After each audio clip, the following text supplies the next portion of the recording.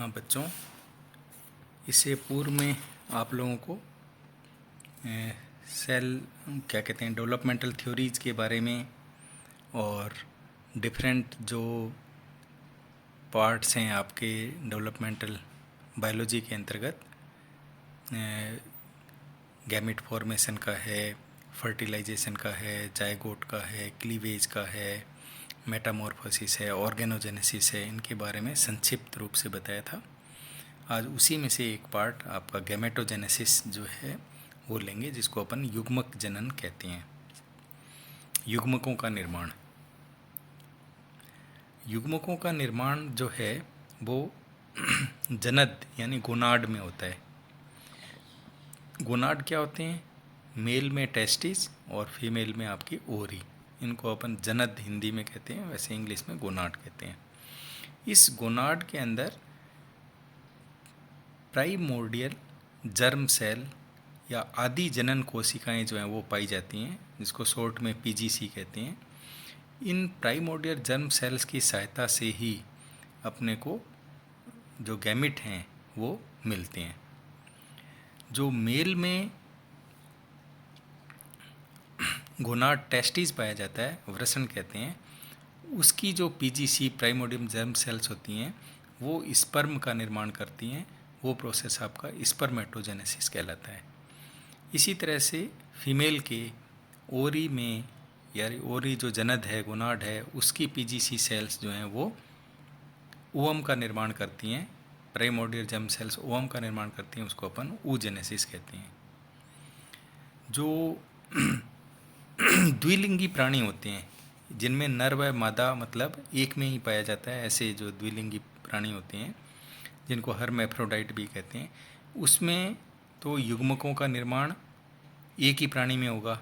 और जो एक लिंगी प्राणी होते हैं यानी नर अलग मादा अलग, उनमें अलग अलग मतलब अपन कह सकते हैं प्राणियों में नर में शुक्राणु का और मादा में अंडाणु का निर्माण होता है।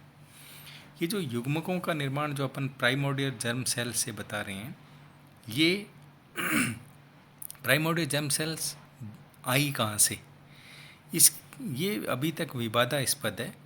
जो एगस्ट वीजमैन हैं, उन्होंने जो थ्योरी दी थी, जर्म प्लाज्म थ्योरी दी थी, कि यानी प्राणियों में मतलब दो तरह का प्लाज्म पाया जाता है, सोमेटोप्लाज्म और आपके जर्म प्लाज्म।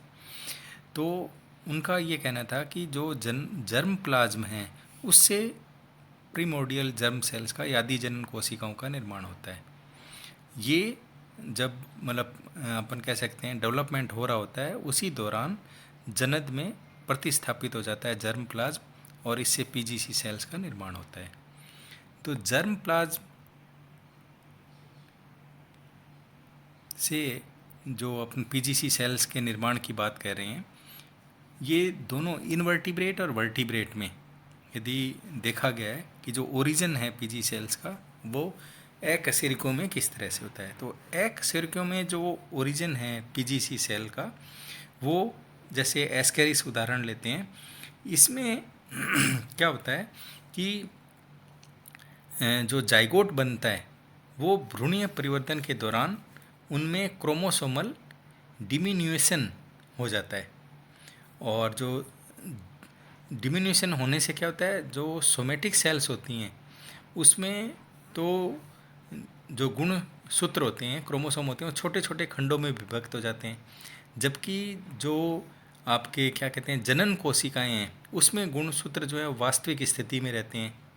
और जो वास्तविक स्थिति में गुणसूत्र रहने की स्थिति होती है उसको अपन होलोसेंट्रिक कहते हैं। और इस तरह से जो विदलन के बाद जो एक कोशिका होती है जिसमें गुणसूत्रीय डिमिन्यूएशन की घटना संपन्न होती है, उसमें एक जर्म लाइन बन जाती है, जर्म लाइन बन जाती है। और जर्म लाइन स्टेम सेल्स जो हैं वही आगे चल करके पीजीसी का निर्माण करती हैं। ये तो इस तरह से एकशेरुकी के आपके एस्केरिस के उदाहरण के द्वारा मैंने बताने की कोशिश करी। इसी तरह से ड्रोसोफिला जो है, उसमें जो प्राइमोर्डियल जर्म सेल्स या पीजी सेल्स का निर्माण होता है वो युग्मक जो युग्मनज जो बना, जाइगोट बना, उसका जो पोस्टीरियर हिस्सा होता है, पोस्टीरियर पोल होता है, पश्च ध्रुवी होता है, उसमें कुछ कणिकाएं पाई जाती हैं जिनको ऊसोम्स कहते हैं, ध्रुवीय कणिकाएं कहते हैं। ये ध्रुवीय कणिकाएं क्या होती हैं? माइटोकॉन्ड्रिया से चिपक जाती हैं, संलग्न हो जाती हैं, और जैसे ही निषेचन होता है तो ये कणिकाएं विखंडित हो जाती हैं और जो मतलब अपने कह सकते हैं पोस्टीरियर पोल की तरफ जो केंद्रक होता है उसके झिल्ली से जुड़ जाती हैं। और यही जो ऊसोम्स हैं या ध्रुवीय कणिकाएं हैं, जिनको पोलार प्लाज्म के नाम से भी जानते हैं, इनके इंडक्शन की सहायता से अपन कह सकते हैं प्राइमोर्डियल जर्म सेल्स का जो है वो निर्माण होता है। तो ये तो हो गया इनवर्टिब्रेट के दो उदाहरण के द्वारा मैंने पीजीसी सेल्स के उत्पत्ति के बारे में बताया। अब तो अपन चलते हैं वर्टिब्रेट्स में। वर्टिब्रेट्स में जो पीजीसी सेल्स होती हैं, प्राइमोर्डियल जर्म सेल्स या आदि जनन कोशिकाएं होती हैं, इनका जो निर्माण है वो वही सेम जो अगस्ट ने विजमैन ने बताया था, जनन द्रव्य और अपने क्या कहते हैं कि सोमेटिक प्लाज्म और जर्म प्लाज्म। तो जर्म प्लाज्म की सहायता से ही मतलब कह सकते हैं अपन पीजीसी सेल्स का निर्माण होता है। वो सोमेटिक प्लाज्म से अलग हो जाता है। जैसे फिशेज में लें, फिशेज में जो दो फिशेज हैं आपकी, एमिया और लेपिडोस्टियस, इसमें जो प्रीमोर्डियल जर्म सेल्स हैं उसकी उत्पत्ति एंडोडर्म के द्वारा होती है। और ये जो पीजी सेल्स हैं ये जाकर के जो क्या कहते हैं अपने डेवलप हो रहे होते हैं गोनाड, उसमें जा कर के चिपक जाती हैं। तो एमिया लेपिडोस्पेस में तो एंडोडर्म के द्वारा पीजीसी सेल्स का निर्माण होता है। फिशेज में में अपने बात कर ही ली। एम्फीबिया की बात करें तो एम्फीबिया में जो आपके फ्रॉग है, फ्रॉग का जो अपन कह सकते हैं जाइगोट है, जिसमें जो वेजिटल पोल है, इसमें दो होते हैं, एनिमल और वेजिटल पोल। तो जो वेजिटल पोल पाया जाता है उसकी जो कोशिका द्रव्य होता है उसका, वो पीजीसी सेल्स के निर्माण के लिए उत्तरदायी होता है। तो वेजिटल पोल की कोशिका का जो द्रव्य है वो पीजीसी सेल्स का निर्माण करता है। इसी के आपके एम्फीबियंस में जो यूरोडेला है, इसमें इसकी उत्पत्ति मीजोड्रम के द्वारा होती है। और मीजोड्रम के नीचे जो एंडोड्रम स्थित होता है वो उसको प्रेरण का काम करता है, एम्ब्रियोनिक इंडक्शन का काम करता है कि मीजोड्रम के द्वारा पीजीसी सेल्स का निर्माण हो जाए। इसी तरह से रेप्टाइल्स और फिशेज में बात करें तो जो सरीसृप और पक्षी वाला वर्ग है, इसमें जो प्रीमोर्डियल जर्म सेल्स हैं इसकी उत्पत्ति गोनाड के बाहर होती है, आउटसाइड होती है।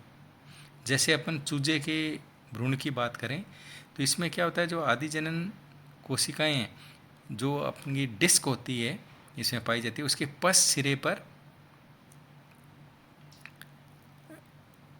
आदि जनन कोशिकाओं का निर्माण होता है और ये वहाँ से प्रवास करके अग्र सिरे की ओर चली जाती हैं और रक्त परिवहन के सहायता से आगे गोनाड में जो है वो स्थापित हो जाती हैं। यानी मतलब जो अपन कह सकते हैं कि इसकी उत्पत्ति गोनाड के बाहर, जो डिस्क के बाहर वाले हिस्से से हो रही है। इसी तरह से मैमल्स में ये भी, स्तनधारियों में भी, जो मैमल्स में भी क्या होता है, जन्नत के बाहर ही मतलब आदि प्रीमोर्डियल जर्म सेल्स का निर्माण होता है।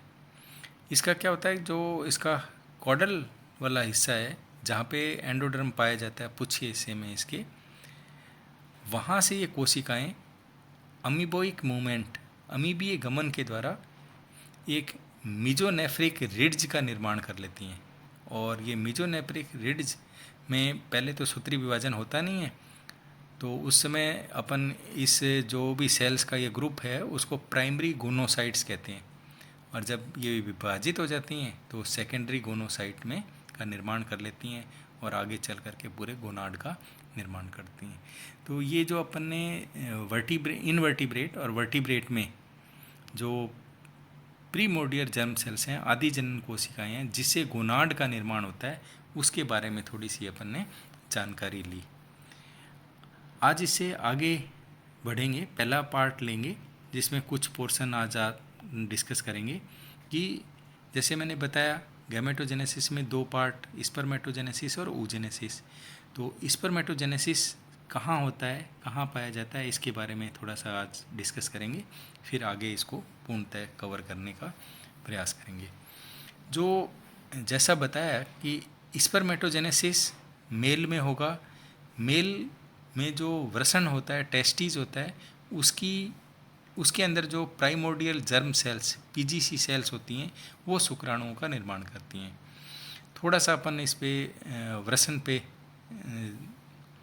कि जो स्ट्रक्चर है इसके बारे में समझने का प्रयास करेंगे कि जितने भी अपने कशेरुक प्राणी होते हैं इसमें एक पेयर जो है वो टेस्टिस का पाया जाता है, और जो आपका डोर्सल बॉडी वॉल होती है इस मतलब वृषण के जो होता है वो जो डोर्सल बॉडी वाल है, पृष्ठ देह भित्ति होती है, उसमें एक कनेक्टिव टिश्यूज होता है जिसको मीजोकार्डियम कहते हैं, इसकी सहायता से जुड़ा हुआ रहता है, जहाँ मतलब ये वृषण की स्थिति है।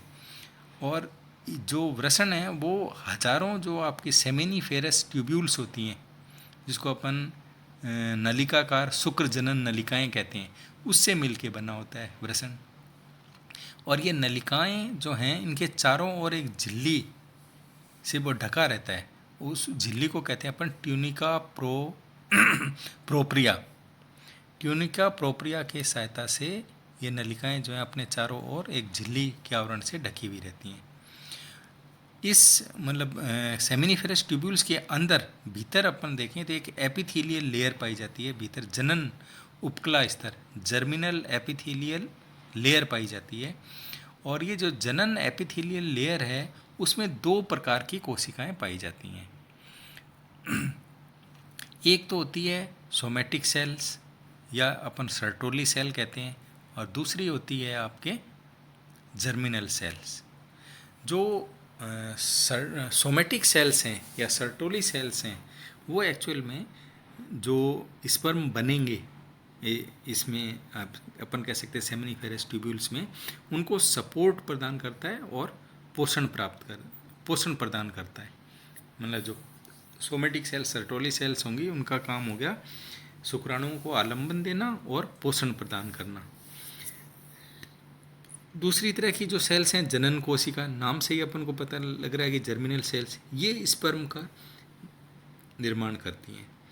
जितनी भी आपकी ये सेमिनिफेरस ट्यूब्यूल्स हैं, अपन कह सकते हैं शुक्र जनन नलिकाएं हैं, ये आपस में इंटरस्टिटियल सेल्स या अंतराली कोशिकाएं जिनको लेडिग सेल्स भी बोलते हैं, तो लेडिग सेल्स की सहायता से या अंतराली कोशिकाओं की सहायता से वो पृथक रहती हैं, अलग रहती हैं।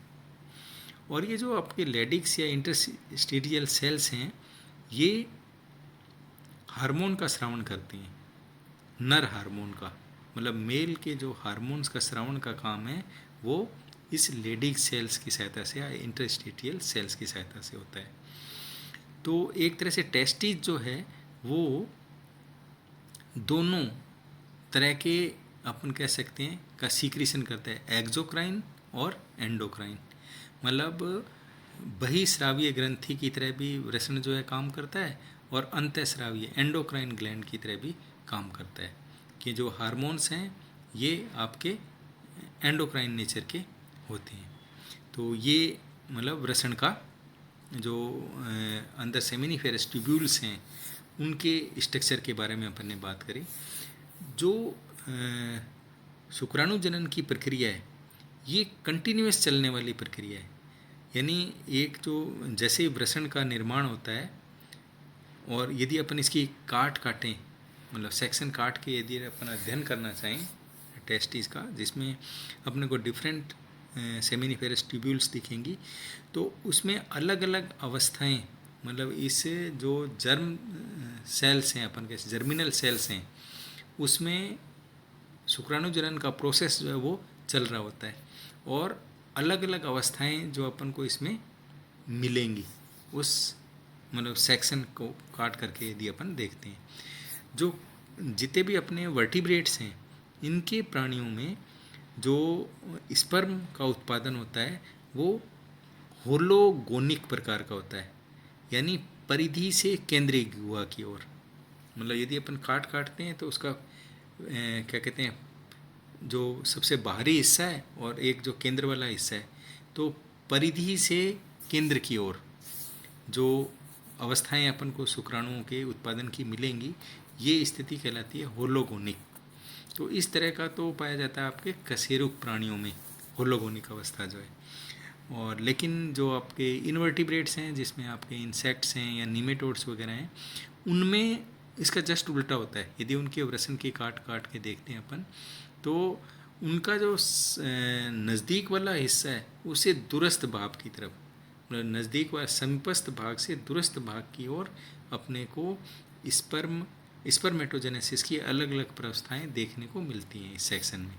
तो वो जो अवस्थाएं हैं इनवर्टिब्रेट मतलब कीट और निमेटोड्स में, वो अवस्था कहलाती है आपके टीलोगोनिक।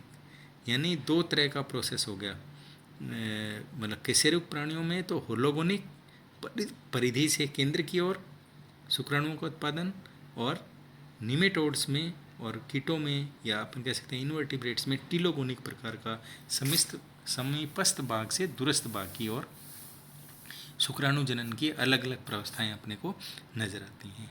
आगे के लेक्चर में इससे आगे अपन शुक्राणु जनन का जो पूरा प्रोसेस है उसके बारे में बात करेंगे। थैंक यू बच्चों।